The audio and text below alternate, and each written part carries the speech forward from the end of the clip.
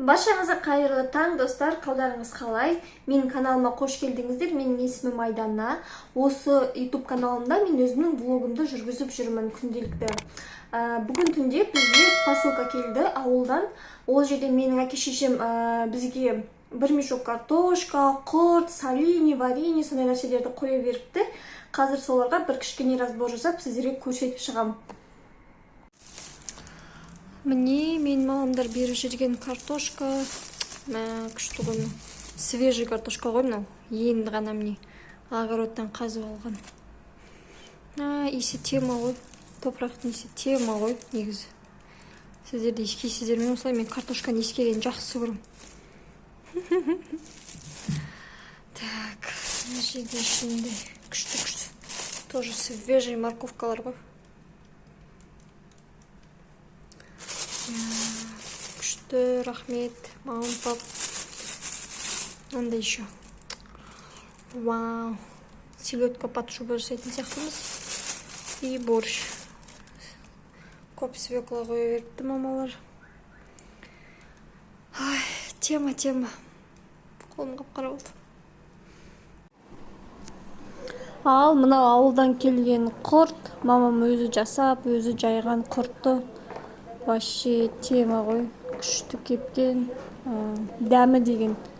Прям тұзы бәрі күшті жасалған. Аузыңда ериді ғой мына құрт.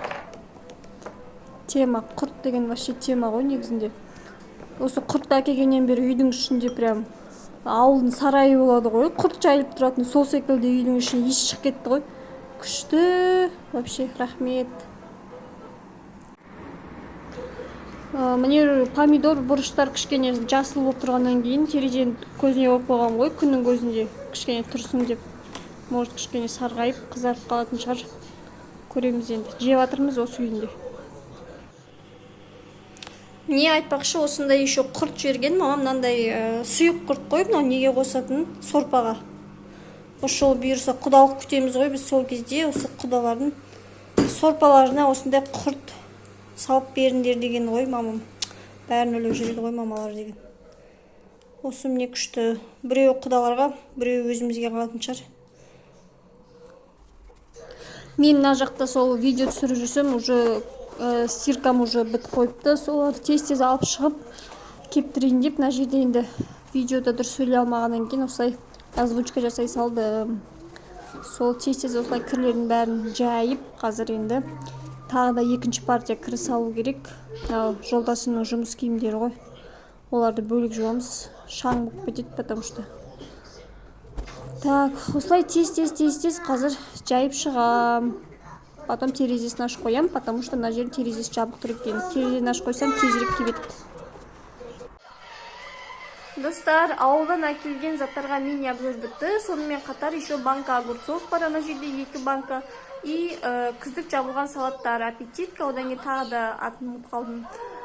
Тағы да осы 1-2 салат бар. Осы видео ұнаған болса, онда лайк басып комментарий жаза кетіңіздер.